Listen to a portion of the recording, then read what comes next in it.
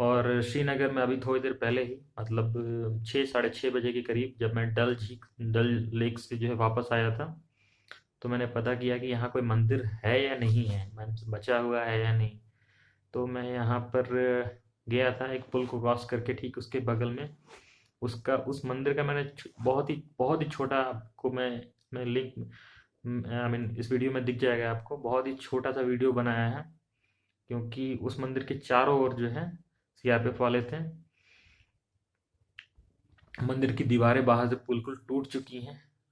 कोई उसका बाहर से तो ऐसा लग रहा है कि कोई एकदम खंडर जैसा है। मैं जब गया तो बाहर में सीआरपीएफ का एक जवान जो है तैनात था वहां पर। तो मैं आगे चला गया, फिर किसी से पूछने से पता चला कि मैंने पूछा कि ये मंदिर बंद हो चुका है क्या? तो उन्होंने कहा कि नहीं, जो सीआरपीएफ का जो दिख रहा है उसी के अंदर जाइए। मतलब गेट पर ही एक जवान तैनात था मंदिर के, और उसी गेट के थ्रू सीआरपीएफ का जवान ही मैंने पूछा कि इस मंदिर में जा सकते हैं अंदर? तो सीआरपीएफ के जो जवान थे उन्होंने ही जो है गेट खोला और मुझे कहा कि अब जाओ। मैं एक सीआरपीएफ का जवान लगा हुआ है एक मंदिर के ठीक सामने, और मंदिर के अंदर जो है 3 से 4 लोग। जब मैं जैसे ही पहुंचा उसी वक्त ठीक आरती शुरू हो गई थी, और आरती करवाने वाले एक ही जन थे, वो करवा रहे थे। उसके अलावा वहाँ के केवल 3 से 4 पुलिस वाले थे जो आरती में वो पीछे खड़े हुए थे, और उनके साथ मैं था। सिविलियन केवल और केवल मैं था, उसके अलावा कोई नहीं था।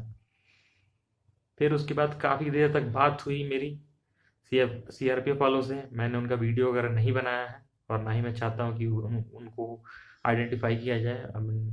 ये उनके उनके सिक्योरिटी के लिए एक बहुत बड़ा थ्रेट हो सकता है।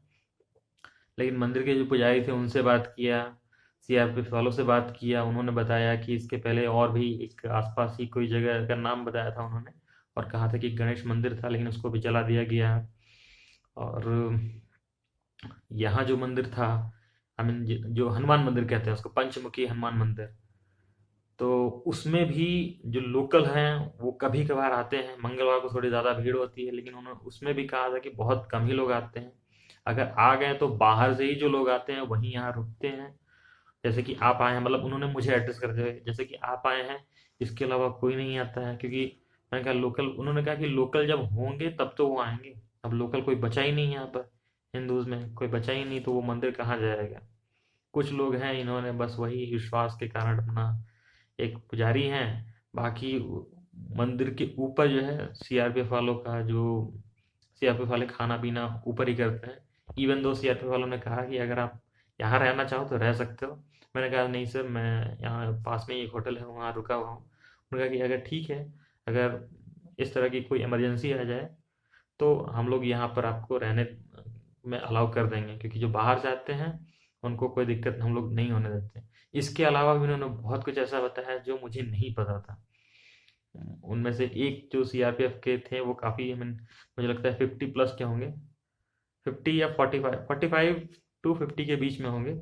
उन्होंने कहा था कि उनको 1991 में ही जो है उनका पूरा राइट साइड पर उनको गोलियां जो है एक कोई जो है बॉम्ब कहते हैं उसको, उसका ओरिजिनल नाम तो पता नहीं मुझे, आईडी शायद होता है। तो वहीं पर जो है उनका फटा था, और उनको पेट में जो है कम कम 14-15 टाँके लगे थे। इवन उनकी टांग में भी चोट लगी थी। वो मैंने उनको देखा भी कि वो लंगड़ाते हुए चल रहे थे।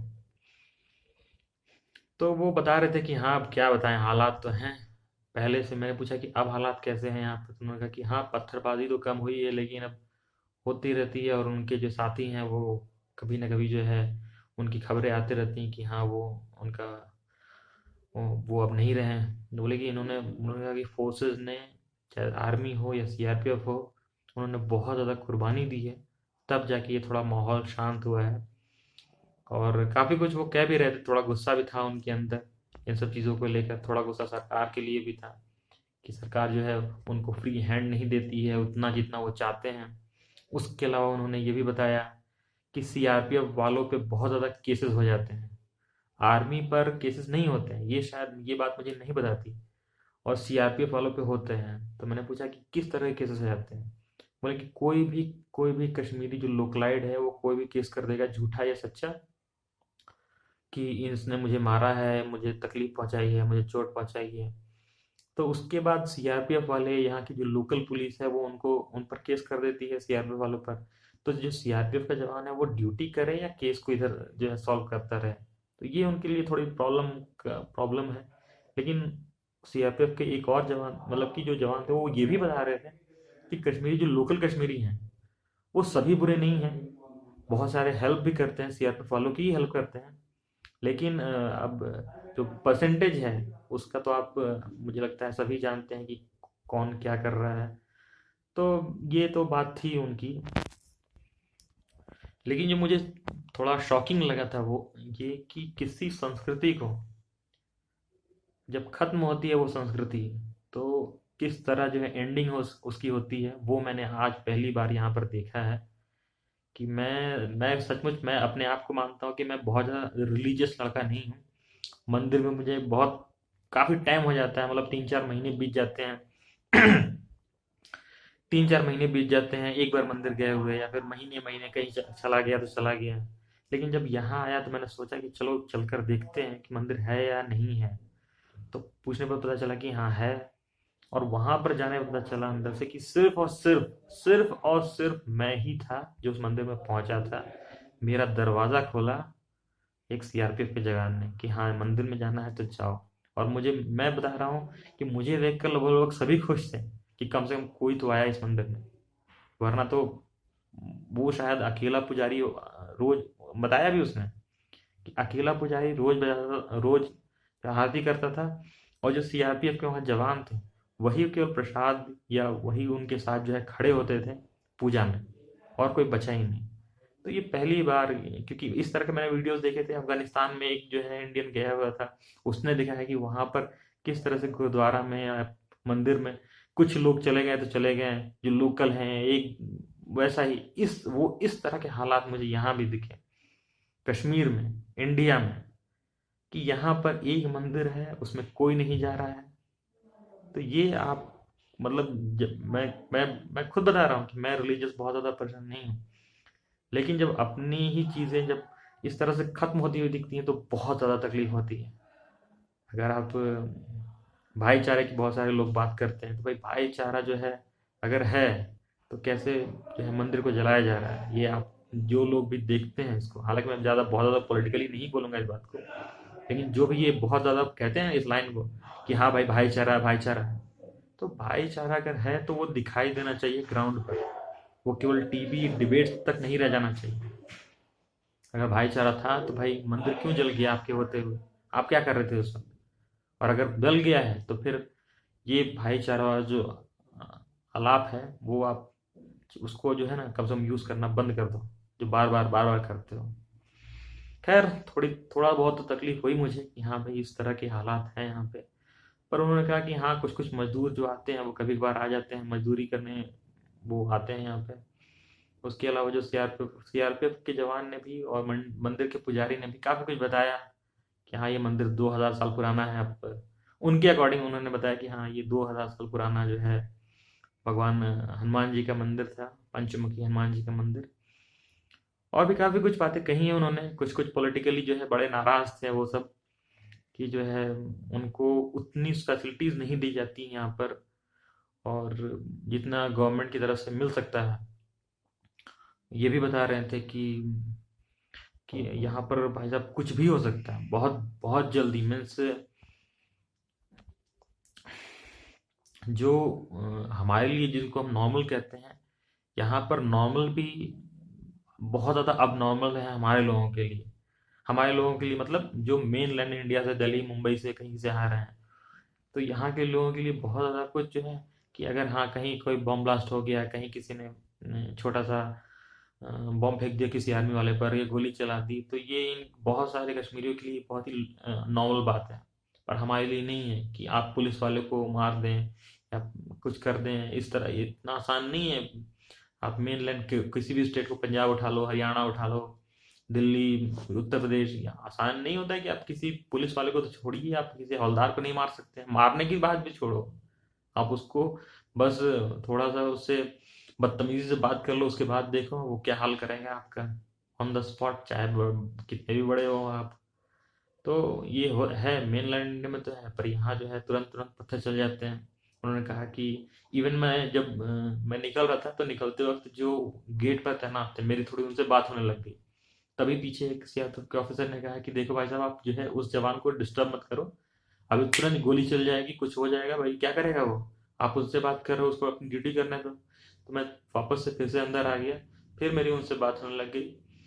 फिर उसके बाद दस काफ़ी देर के बाद, आई मीन कम से कम मैं 1 से 1 घंटे लगभग उस मंदिर में रुका था। और उसके बाद मुझे प्रसाद वगैरह दिया गया, कुछ मंदिर के जो पुजारी थे उन्होंने दिया। उसके बाद मैं वहाँ से आया बाहर। तो अब इस तरह के हालात है। मैं इतना मीन्स, मुझे मैं सोच रहा था एक बार कि उस मंदिर का रिकॉर्डिंग वगैरह कर लूँ, पर मुझे लगा कि वो रिकॉर्डिंग नहीं करनी चाहिए, क्योंकि वो उन्हीं की सिक्योरिटी के लिए जो है खतरा बन जाएगी। वरना सचमुच उस मंदिर में कोई था नहीं, वो भी 7, 7:30, 6, 6:30 बजे का टाइम। जबकि ये आरती का, किसी भी हिंदुस्तान में आप कहीं भी चले जाओ, हिंदुस्तान में क्या पूरे वर्ल्ड में कहीं भी जाओ, अगर मंदिर होती है तो ये यही टाइम होता है, शाम के 6, 6:30, 7 बजे आरतियाँ होती हैं लगभग हर जगह पर। और काफ़ी लोग जो है आते हैं उस वक्त, शाम में या सुबह में आते हैं। लेकिन उस वक्त केवल और केवल मैं था, तो बड़ा ही अजीब लग रहा था मुझे। खैर, अब इसको क्या कहें, अब देखते हैं। उम्मीद करता हूँ कि बहुत जल्दी हालात जो है ठीक हो जाए, और लोग और सभी अमन चैन से रहें। एक से पूछा भी था वहाँ पर सीआरपीएफ से, जब थे सर वहाँ पर, मैंने उनसे पूछा कि सर आप लास्ट टाइम कब घर गए थे।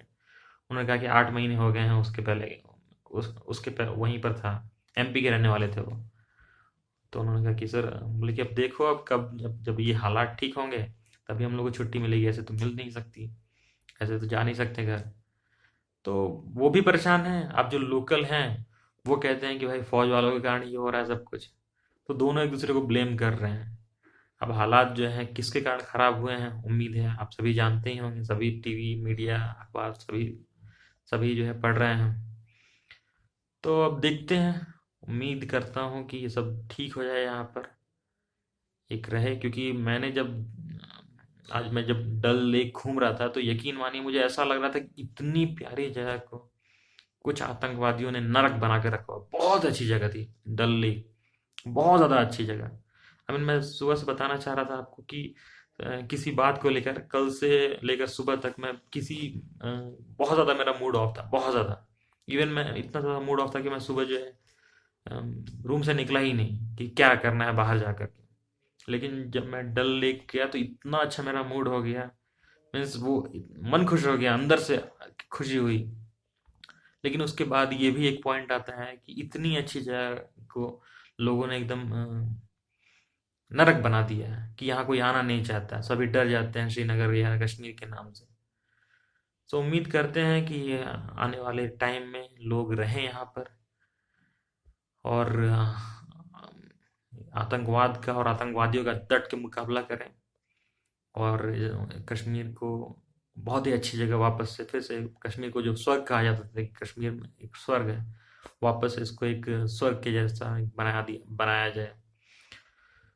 जी, थैंक यू वेरी मच। और हो सके तो अभी मैं थोड़ी देर बाद बाहर जाऊंगा। उम्मीद करता हूँ कि फिर बाहर का आपको नज़ारा दिखाता हूँ कितना सुनसान हो चुका है कश्मीर, आई मीन ये लाल चौक का एरिया। जबकि अभी 9, 9:15 भी नहीं हुए हैं शायद।